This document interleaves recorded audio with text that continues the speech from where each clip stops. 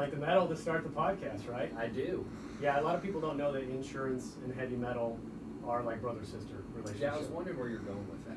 No, I want where- them to feel let down after they hear that and then hear insurance. They're like, oh, and then now they're going to talk about insurance for half an hour. Like, yeah, where'd the metal go? But hey, Dennis, how you doing, man? I'm doing well, thank you. How are you?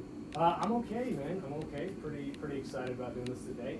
Good commute coming in. I know you had to drive from Midlothian, right? It was, but it was an hour and 5 minutes. An hour? Spring break traffic is fantastic. So I don't know if that's like, is it spring break traffic? Is it a little post kind of pandemic, still not normal traffic? Or what do I you would think? say a combo.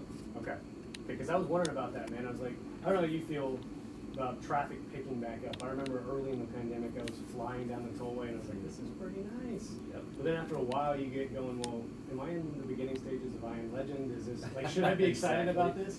But, like, actually, I found myself missing the commute because to me, like a crappy commute means, well, at least the economy is running, people are getting out and about. So is it picking up? So I know you drive all over the Metroplex. Is it kind of picking up from your perspective or is it still slow?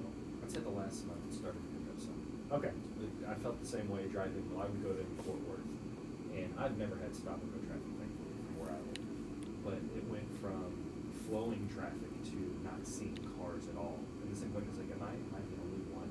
Yeah, I felt like I had the tollway was Right. like an autobahn before I get to rip Exactly, around and test yeah. my car out. But anyways, man, so I appreciate you joining me. Obviously, thank you for the leap of faith for being the first guest on. I know there's obviously some risk in doing so, but I think you and I have a good enough rapport that we'll have a good time. Absolutely. Thanks for having me. Yeah, my pleasure, man. So, you know, obviously we're going to talk about self-funding, right? That's the theme of this podcast. Okay. That is the theme of this particular show as well. And I'm going to leave the opportunity and maybe the responsibility a little bit to you to help me define that for Okay. the audience. But before we do that, before we get into the meat of the conversation, why don't you take a couple minutes and let everybody know who is Dennis Fowler? As much as you want to share personally, professionally, I'd love to hear your backstory and kind of bring us up to where you are today in your career. So